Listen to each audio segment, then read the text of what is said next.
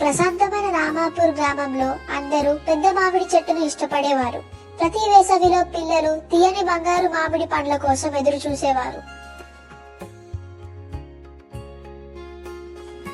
ఒకరోజు ఉదయం పండిన మామిడి కాయలన్నీ మాయమైపోయాయి. ఒక్కటి కూడా మిగలలేదు. పిల్లలు గ్రామాధికారి అయిన సోమయ్యకు ఫిర్యాదు చేశారు.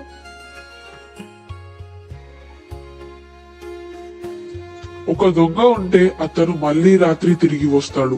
మనం నిశ్శబ్దంగా చూద్దాము.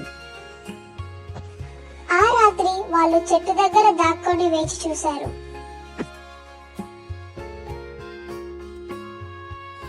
అయితే ఆ మామిడికాయ దొంగ తాత రంగయ్యనా? చాలా సంవత్సరాల క్రితం మీ తల్లిదండ్రులు నాతో ఈ చెట్టుని నాటారు.